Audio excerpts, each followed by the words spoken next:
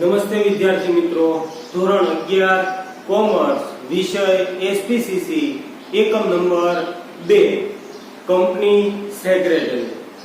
આપણે ગયા વિડિયો લેક્ચરની અંદર છે એ સેક્રેટરીની લાયકાતો વિશે છે એ માહિતી મેળવતા હતા, બરોબર ને?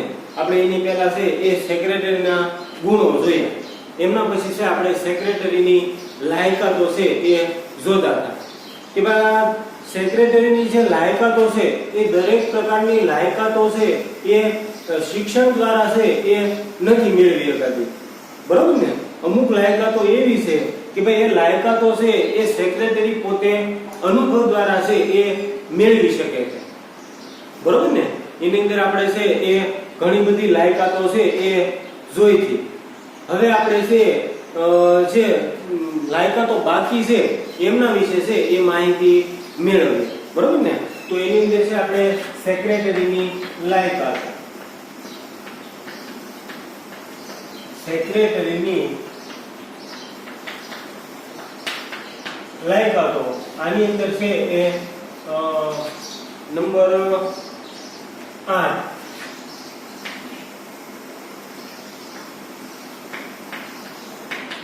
અંગ્રેજી ભાષાનું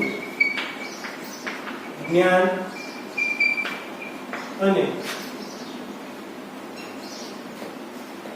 અંગ્રેજી ભાષા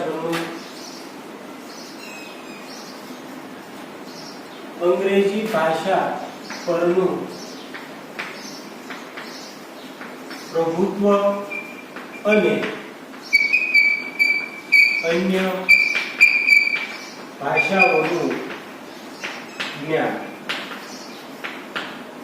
બરોબર ને? કે ભાઈ જે વ્યક્તિ સેક્રેટરી બનવા માંગે છે એ વ્યક્તિ પાસે એ અંગ્રેજી ભાષા ઉપરનું પ્રભુત્વ છે એ હોવું જોઈએ. ઉપરાંત અન્ય ભાષાનું પણ થોડું ઘણું જ્ઞાન છે એ સેક્રેટરીમાં હોવું જોઈએ. શા માટે? તો ભાઈ કંપનીના મોટા ભાગના વ્યવહારો છે એ અંગ્રેજી ભાષામાં ચાલે છે, બરોબર ને?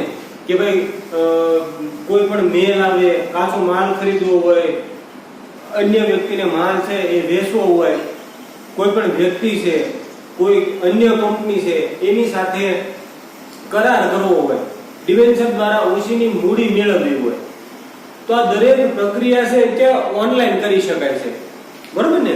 તો આ ઓનલાઈન પ્રક્રિયા દ્વારા છે આ દરેક બાબત છે એ અંગ્રેજી ભાષામાં હોય છે, બરોબર? એટલા માટે સેક્રેટરી પાસે એ અંગ્રેજી ભાષા ઉપરનું પ્રભુત્વ હોવું જોઈએ. આ ઉપરાંત કંપનીનો વિસ્તાર છે એક રાજ્યમાંથી બીજા રાજ્યમાં, બીજા રાજ્યમાંથી ત્રીજા રાજ્યમાં, આ સિવાય કે ભાઈ એક દેશમાંથી અન્ય દેશમાં પણ એનો વિસ્તાર છે એ વધારી શકે છે કંપની, બરોબર ને? તો આવે વખતે સેક્રેટરી પાસે અન્ય ભાષાનું જ્ઞાન પણ હોવું જોઈએ, બરોબર ને? ભાઈ અન્ય દાખલા તરીકે એક કંપની છે એનો વિસ્તાર વિદેશમાં છે, તો સેક્રેટરી છે એક કંપનીના કામ અર્થે વિદેશમાં પણ જવું પડે છે, તો આ વખતે જે વિદેશી ભાષા છે એનું જ્ઞાન પણ સેક્રેટરીમાં હોવું જોઈએ, બરોબર? નહીતર છે એ કંપનીનો પ્રસાર છે ન કરી શકે, અથવા તો એક રાજ્યમાંથી છે એ બીજા રાજ્યમાં કંપનીનો વિસ્તાર છે, તો જે બીજા રાજ્યની અંદર કંપનીના પ્રસાર માટે સેક્રેટરીએ છે અવારનવાર જવું પડે છે, ત્યાંના લોકો સાથે છે અવારનવાર સભા પણ બોલાવવી પડે છે. તો આ સભાની અંદર છે એ પોતાની ભાષા નહીં ચાલે, બરોબર ને? જે તે રાજ્યની અંદર માન્ય ભાષા હોય એ ભાષાનું જ્ઞાન સેક્રેટરીમાં હોવું જોઈએ. એટલા માટે કીધું છે કે ભાઈ સેક્રેટરી પાસે એ અંગ્રેજી ભાષા ઉપરનું પ્રભુત્વ અને અન્ય ભાષાનું જ્ઞાન પણ હોવું જોઈએ, બરોબર ને? તો સેક્રેટરી પાસે આ બાબત હોવી જોઈએ, આ લાયકાત છે. એના પછી છે એ 9મું જનસંપર્કનું જ્ઞાન.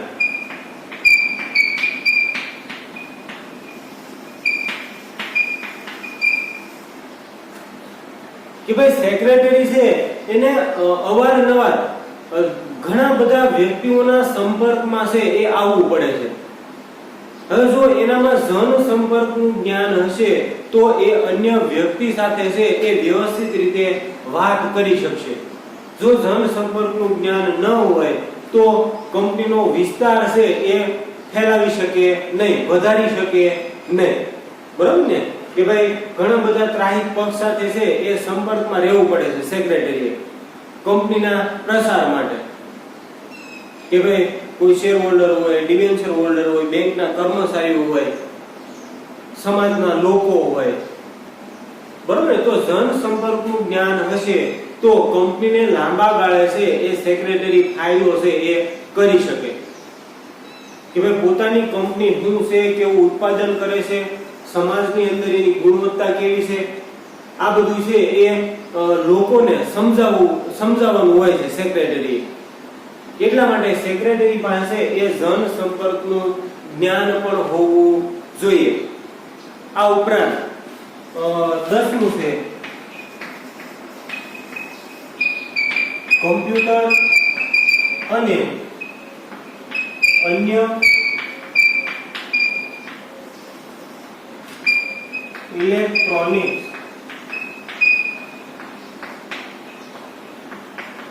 સાધનોનું જ્ઞાન. આ સેક્રેટરીની છેલ્લી લાયકાત છે કે ભાઈ સેક્રેટરીમાં કમ્પ્યુટર અને અન્ય ઇલેક્ટ્રોનિક માધ્યમોનું જ્ઞાન છે સેક્રેટરીમાં હોવું જોઈએ. જો સેક્રેટરી પાસે એ કમ્પ્યુટરનું જ્ઞાન હોય, બરોબર ને, તો કમ્પ્યુટરની અંદર ઘણી બધી પ્રક્રિયા છે એ થઈ શકે છે. કે ભાઈ કંપનીએ કેટલી આવક પ્રાપ્ત કરી, કેટલી જાવક થઈ, કોને કેટલો પગાર ચૂકવ્યો, ડિવિડન્ડ કોને કેટલું ચૂકવવાનું છે, ક્યારે કેટલું ચૂકવ્યું, ક્યાં ક્યાં કર્મચારીઓ કંપનીની અંદર કાર્ય કરે છે, દરેક કર્મચારીઓનો પગાર કેટલો છે, કોણ ક્યારે ગેરહાજર્યું, કોણે ક્યારે રજા લીધી, કોણ ક્યારે નિવૃત્ત થવાનું છે, આ દરેક બાબતો છે એ કમ્પ્યુટરની અંદર છે એ લાંબા ગાળા સુધી સંગ્રહ છે એ કરી શકાય છે.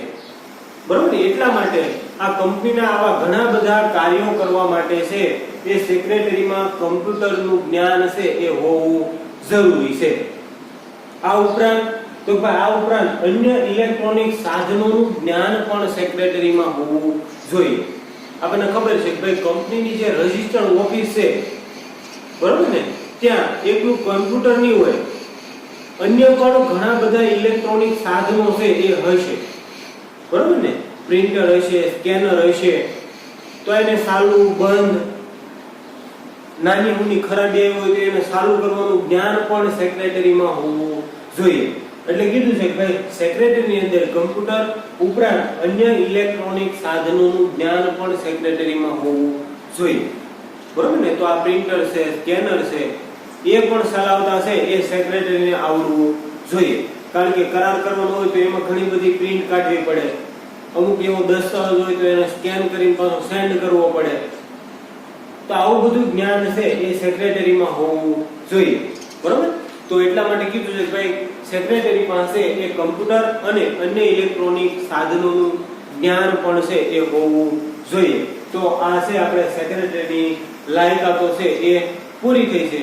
હવે આપણે છે એ પાઠ્યપુસ્તકમાંથી વિગતે છે આપણે માહિતી મેળવીએ. બરોબર. તો એની અંદર છે જો હવે અંગ્રેજી ભાષા ઉપર પ્રભુત્વ અને અન્ય ભાષાઓનું જ્ઞાન, આ મુદ્દો આપણે લઈ લીધો, પણ છતાં એકવાર ફરીવાર છે એ જોઈ લઈએ કે ભાઈ કંપનીના બધા જ કામકાજો અંગ્રેજી ભાષામાં ચાલે. જો અહીં કીધું છે કે ભાઈ કંપનીના દરેક કાર્યો છે એ અંગ્રેજી ભાષામાં ચાલે છે.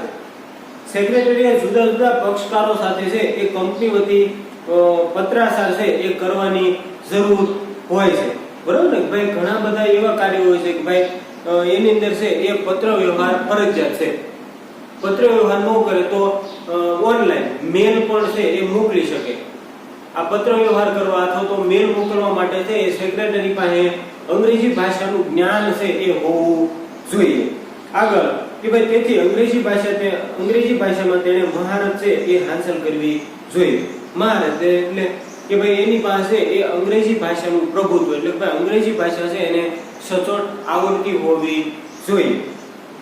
કંપનીનો વિસ્તાર થતા વિદેશી કંપની સાથે પણ કાર્ય છે એ કરવાનું હોય છે. તો ભાઈ કંપનીનો વિસ્તાર વધે તો વિદેશની અંદર પણ છે એને કંપનીના કાર્ય અર્થે છે એ જવું પડતું હોય છે. એવા સમયે વિદેશી ભાષાનું જ્ઞાન કંપની સેક્રેટરીને કરારો કરવામાં મદદરૂપ બને છે. બરોબર ને ભાઈ, કંપનીનો વિસ્તાર વધે તો એને વિદેશમાં પણ કંપનીના કાર્ય માટે છે એ જવું પડતું હોય છે. તો આ વખતે વિદેશની અંદર કરારો કરવા માટે છે એ વિદેશી ભાષાનું જ્ઞાન પણ સેક્રેટરીમાં છે એ હોવું જોઈએ. બરોબર, તો આટલા માટે છે એ સેક્રેટરી પાસે અંગ્રેજી ભાષા અને અન્ય ભાષાનું જ્ઞાન છે એ હોવું જરૂરી છે. પછી જનસંપર્કનું જ્ઞાન. બરોબર ને ભાઈ, લોકો ની સાથે સંપર્કમાં કઈ રીતે રહેવું, કંપનીનો પ્રસાર કઈ રીતે કરવો, એનું જ્ઞાન સેક્રેટરીમાં હોવું જોઈએ. જો આ કોઈ શૈક્ષણિક લાયકાત નથી, જનસંપર્કનું જ્ઞાન, બરોબર ને, આ અનુભવ દ્વારા છે એ પ્રાપ્ત કરી શકાય છે. બરોબર, તો એની અંદર કે ભાઈ સેક્રેટરીએ કંપનીના જુદા જુદા પક્ષકારો સાથે છે એ કાર્ય કરવાનું હોય છે. તો કંપનીના જુદા જુદા પક્ષકારો એટલે કંપનીના કર્મચારીઓ આવી જાય, કંપનીના શેર હોલ્ડરો આવી જાય, સંચાલક મંડળ આવી જાય, ડિબેન્ચર હોલ્ડરો આવી જાય, કોઈ બેંક પાસેથી લોન લીધી હોય તો બેંકના કર્મચારીઓ પણ આવી જાય. બરોબર ને, એટલે કીધું છે કે ભાઈ સેક્રેટરીએ કંપનીના જુદા જુદા પક્ષકારો સાથે કાર્ય કરવાનું હોય છે. તેથી તેમની જોડે જનસંપર્ક જરૂરી છે. કે ભાઈ આ જે વ્યક્તિઓ છે એની સાથે કાર્ય કરવું હોય તો જનસંપર્ક જરૂરી છે. બરોબર, જેથી તેમનામાં વિશ્વાસ કેળવી શકાય. કંપની સેક્રેટરીએ જો યોગ્ય જાહેર સંપર્કના જ્ઞાનનો ઉપયોગ કર્યો હોય તો લાંબે ગાળે કંપનીની પ્રતિષ્ઠામાં વધારો થાય છે. જેથી જનસંપર્કનું જ્ઞાન છે એ હોવું જોઈએ. સેક્રેટરીએ છે એ કંપનીનો પ્રસાર વ્યવસ્થિત રીતે કર્યો હોય તો કંપનીને છે એ લાંબા ગાળે ઘણો બધો ફાયદો છે એ થઈ શકે છે. આટલા માટે સેક્રેટરી પાસે એ જનસંપર્કનું જ્ઞાન હોવું જરૂરી છે. એમના પછી કમ્પ્યુટર અને અન્ય ઇલેક્ટ્રોનિક સાધનોનું જ્ઞાન. એની અંદર કે ભાઈ વિકસિત સમાજમાં અને આધુનિક કંપનીઓમાં કમ્પ્યુટર વર્તમાન સમયની જરૂરિયાત છે. કારણ કે કમ્પ્યુટર દ્વારા શેર હોલ્ડરો, ડિબેન્ચર હોલ્ડરો, સંચાલક મંડળ અને કંપની અંગેની અન્ય બાબતો, પક્ષકારો વિશેની વિશાળ માહિતી સંગ્રહ કરી શકાય છે. બરોબર ને ભાઈ, અહીંયા જે આપેલું છે કે ભાઈ શેર હોલ્ડરો હોય, ડિબેન્ચર હોલ્ડરો હોય, બરોબર, આ ઉપરાંત ઘણા બધા કંપનીના કાર્યો છે, તો એની માહિતી છે એ કમ્પ્યુટરની અંદર છે એ સંગ્રહ કરી શકાય છે લાંબા ગાળા સુધી. તો એની અંદર ટૂંકમાં દાખલા તરીકે પહેલા આ જે લેખિત દસ્તાવેજો છે એ હાંસવાની જરૂર રહેતી નથી. બરોબર, એટલા માટે સેક્રેટરી પાસે કમ્પ્યુટરનું જ્ઞાન છે એ હોવું જોઈએ. કે ભાઈ શેર છે એ ઘણા બધા પ્રકારે છે બહાર પાડી શકાય. રીડીમેબલ પ્રેફરન્સ શેર છે, તો અમુક સમય માટે છે એ શેર અન્યને આપેલા હોય તો એની બધી માહિતી છે એ કમ્પ્યુટરની અંદર છે એ સંગ્રહ કરી શકાય છે. બરોબર ને, તો આવા કાર્યો કરવા માટે સેક્રેટરી પાસે એ કમ્પ્યુટરનું જ્ઞાન છે એ હોવું જરૂરી છે. જેના કારણે સમય, સાધન અને માનવ શ્રમનો બચાવ છે એ થાય છે. તો કમ્પ્યુટરનું જ્ઞાન હોય તો જ્યાં 5 માણસની જરૂર પડતી હોય ત્યાં એક જ વ્યક્તિ છે એ કોમ્પ્યુટર ઉપર બેસીને કાર્ય છે કરી શકે છે. બરોબર ને, અત્યારે મોટી મોટી કંપનીઓ છે ભાઈ ફોર વ્હીલ બનાવે, આ છે તે છે, તો એની અંદર છે કોમ્પ્યુટર ઉપર બધું હાલે છે કે ભાઈ એની અંદર છે ટાઈમર સેટ કરી દે તો ઘણી બધી વસ્તુ છે એનું ઉત્પાદન એમ નામ થઈ જાય છે. બરોબર ને, એટલા માટે સેક્રેટરી પાસે આ કોમ્પ્યુટરનું જ્ઞાન હોવું જરૂરી છે. અને કોમ્પ્યુટરનું જ્ઞાન હોય તો સમય, સાધન અને માનવ શ્રમનો છે એ બચાવ કરી શકાય છે. એટલા માટે સેક્રેટરી પાસે કમ્પ્યુટર અંગેનું જ્ઞાન જરૂરી છે. આ ઉપરાંત ઓફિસ સંચાલનમાં વપરાતા વિવિધ પ્રકારના ઇલેક્ટ્રોનિક ઉપકરણોનું જ્ઞાન હોવું જોઈએ, જેથી કર્મચારીની ગેરશિસ્ત ઉપર છે એ અંકુશ રાખી શકાય છે. જો અહીં કીધું છે આ ઉપરાંત ઓફિસની અંદર અન્ય ઇલેક્ટ્રોનિક જે સાધનો વપરાય છે એનું પણ સેક્રેટરી પાસે જ્ઞાન છે હોવું જોઈએ. અન્ય ઇલેક્ટ્રોનિક ઉપકરણો એટલે કે ભાઈ કોમ્પ્યુટર સાથે જોડાયેલા પ્રિન્ટર છે, સ્કેનર છે, બરોબર ને, આ ઉપરાંત કોઈ પણ સાધન હોય એનું છે એ સેક્રેટરી પાસે જ્ઞાન છે એ હોવું જોઈએ. બરોબર, તો અહીંયા આપણે છે આ જે સેક્રેટરીની લાયકાતો હતી એ પૂર્ણ થઈ છે. તો આપણો છે આ સેક્રેટરીની લાયકાતો એ મુદ્દો છે એ પૂરો થાય છે. હવે પછીનો મુદ્દો છે કે ભાઈ સેક્રેટરીની નિમણૂક અને તેને લગતી જોગવાઈઓ. બરોબર ને? તો એ હવે આપણે જોઈએ કે ભાઈ સેક્રેટરીની નિમણૂક અને તેને લગતી જોગવાઈઓ.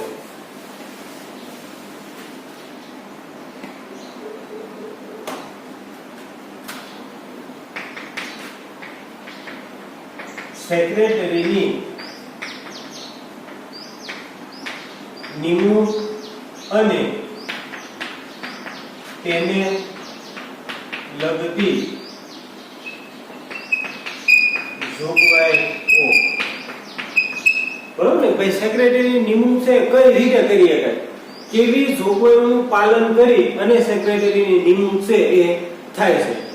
તો એની અંદર છે એ સેક્રેટરીની નિમણૂક અંગેની જોગવાઈ. સેક્રેટરીની નિમણૂક અંગેની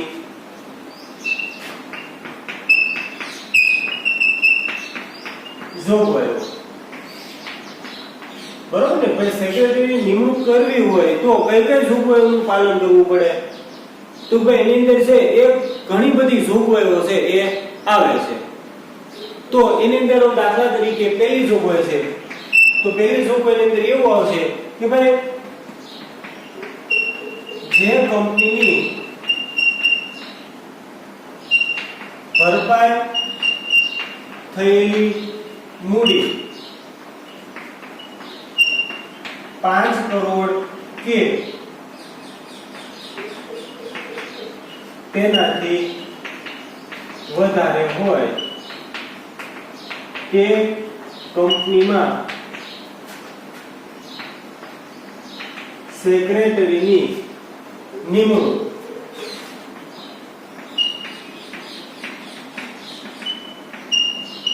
ફરજિયાત છે. બરોબર ને? કે ભાઈ જે કંપનીની ભરપાઈ થયેલી મૂડી છે એ 5 કરોડ અથવા તો તેનાથી વધારે હોય એ કંપનીની અંદર કંપની સેક્રેટરીની નિમણૂક છે એ ફરજિયાત છે. પછી બીજી જોગવાઈ કઈ? તો ભાઈ સેક્રેટરી તરીકે છે એ માત્ર જીવંત વ્યક્તિની નિમણૂક થઈ શકે છે. કોઈ ભાગીદારી પેઢી અથવા તો અન્ય સંસ્થાની નિમણૂક છે એ સેક્રેટરી તરીકે થઈ શકતી નથી. તો કોઈ ભાગીદારી પેઢી અથવા તો અન્ય સંસ્થાની શા માટે સેક્રેટરી તરીકે નિમણૂક નથી થઈ શકતી? તો ભાઈ કીધું છે માત્ર વ્યક્તિની છે એ સેક્રેટરી તરીકે નિમણૂક છે એ થઈ શકે છે, કારણ કે આ વ્યક્તિએ ઘણા બધા કાર્યો છે કરવાના હોય છે. એટલા માટે ભાગીદારી પેઢી અથવા તો કોઈ પણ સંસ્થા હોય અન્ય, એની અંદર છે એક વ્યક્તિ નહીં હોય, ઘણા બધા વ્યક્તિઓ હોય છે. બરોબર? એટલા માટે છે એ ભાગીદારી પેઢી અથવા તો અન્ય સંસ્થાની છે એ સેક્રેટરી તરીકે નિમણૂક છે એ થઈ શકતી નથી. આ ઉપરાંત ત્રીજી જોગવાઈ છે કે ભાઈ સેક્રેટરી તરીકે નાદાર, અસ્થિર મગજની કે સગીર વ્યક્તિની નિમણૂક છે એ થઈ શકતી નથી. બરોબર? પછી સેક્રેટરી તરીકે જે વ્યક્તિની નિમણૂક કરવાની હોય તો એની અંદર છે એ સંચાલક મંડળની અંદર ઠરાવ છે એ પસાર કરવો પડે. આ ઠરાવની અંદર અમુક બાબતો છે એ નક્કી કરવામાં આવે છે કે ભાઈ સેક્રેટરીને કેટલું મહેનતાણું આપવું, એને ક્યાં ક્યાં કાર્યો કરવાના છે, એની મુદત કેટલી છે. બરોબર ને? આવી બધી બાબતો છે એની અંદર નક્કી કરવામાં આવે છે. આ ઉપરાંત છે એ બે પ્રકારના ફોર્મ આવે છે. એક તો MGT 1, બરોબર ને? ફોર્મ MGT 1 અને MR 1. આ MGT 1 છે એ સેક્રેટરીની નિમણૂક માટે છે આ ફોર્મનો ઉપયોગ થાય છે, MGT 1. બરોબર ને? પછી સેક્રેટરી પાસે એક KMP તરીકેની છે એક તો મંજૂરી લેવી પડે કે ભાઈ તમે આ બધી જવાબદારી છે એ ઉઠાવી શકશો. સેક્રેટરી હા પાડે તો છે એને નિમણૂક આપી શકાય. બરોબર ને? એટલે ભાઈ એની પાસેથી છે એ લેખિત સોગંદનામું લેવામાં આવે છે કે હું છે આ કાર્ય કરી શકીશ. બરોબર? તો આની અંદર છે આ ફોર્મ MGT છે એ સેક્રેટરીની નિમણૂક માટે ઉપયોગી છે અને ફોર્મ MR 1 છે એ સેક્રેટરી પાસેથી જે સંચાલક મંડળનો ઠરાવ પસાર કરવામાં આવે છે એ ઠરાવ લઈ અને 60 દિવસની અંદર છે એ કંપનીની જે રજિસ્ટર્ડ ઓફિસ છે ત્યાં આની નોંધણી છે એ કરાવવી પડે છે. બરોબર? તો આ છે એ સેક્રેટરીની નિમણૂકને લગતી જોગવાઈઓ છે.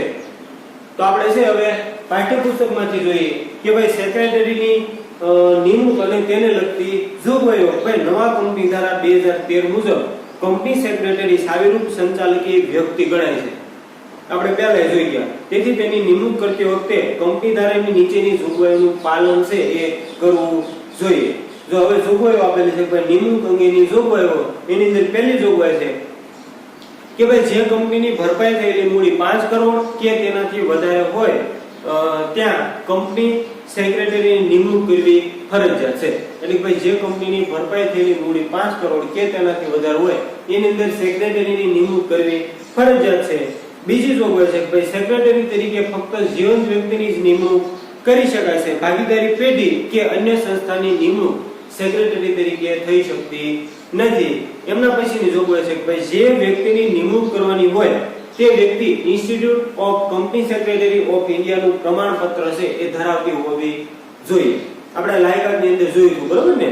તો એના આધારે કે ભાઈ સેક્રેટરી પાસે એ institute of company secretary of ઇન્ડિયાનું પ્રમાણપત્ર હોય એવી વ્યક્તિને છે એ સેક્રેટરી તરીકે નિમણૂક છે એ આપી શકાય છે.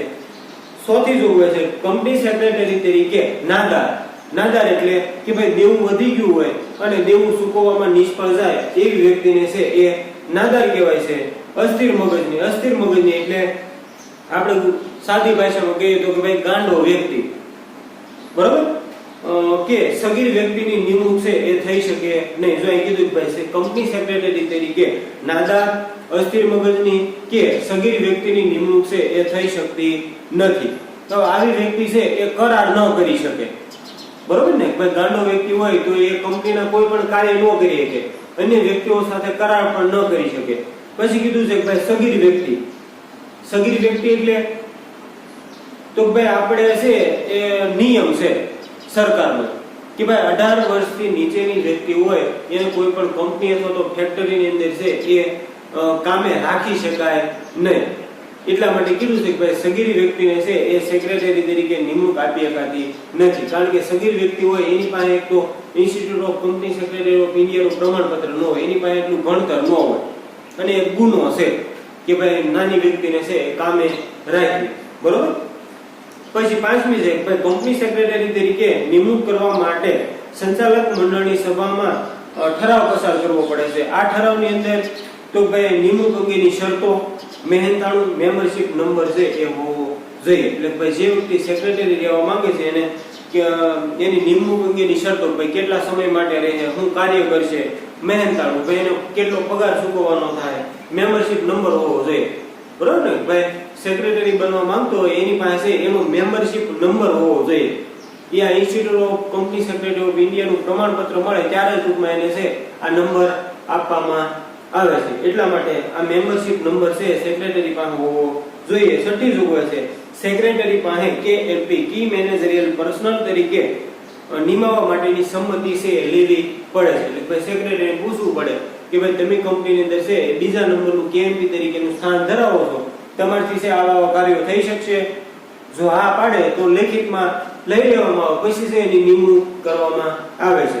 પછી 7મા નંબરની જોગવાઈ છે કે ભાઈ કંપની રજિસ્ટ્રાર પાસે એક તો ફોર્મ MGT 14, અહીંયા છે એ 14, બરોબર? ફોર્મ MGT 14 આ સેક્રેટરીની નિમણૂક માટે ઉપયોગી છે. ફોર્મ MGT 14 યાદ રાખો. જેની સાથે સંચાલક મંડળનો ઠરાવ અને સેક્રેટરી પાસે KMP તરીકે લીધેલ સંમતિ પત્રક છે એ નોંધાવવું પડે છે. પછી છે એ ફોર્મ MR1. તો MR1 ની અંદર જે વ્યક્તિની નિમણૂક KMP તરીકે કરી હોય તેમની સંમતિ અને સંચાલક મંડળનો ઠરાવ 60 દિવસમાં છે એ નોંધાવવું પડે છે. બરોબર ને? આની સાથે સંચાલક મંડળનો ઠરાવ અને KMP તરીકે જે લેખિત સેક્રેટરી પાસેની માહિતી લીધી છે એ આની સાથે જોડી અને 60 દિવસની અંદર છે એ કંપનીની જે રજિસ્ટર્ડ ઓફિસ હોય ત્યાં પહોંચાડવું પડે છે. બરોબર? તો આ છે એ સેક્રેટરીની નિમણૂક અંગેની જોગવાઈ. હવે આપણે છે એ સેક્રેટરીની શૈક્ષણિક લાયકાત અને નિમણૂક અંગેની જોગવાઈઓ છે આ મુદ્દો તમારે વ્યવસ્થિત રીતે છે એ તૈયાર કરવાનો રહેશે. હવે પછીનો આપણે જે મુદ્દો છે આપણે હવે પછીના વિડિયો લેક્ચરની અંદર છે એ માહિતી મેળવશું.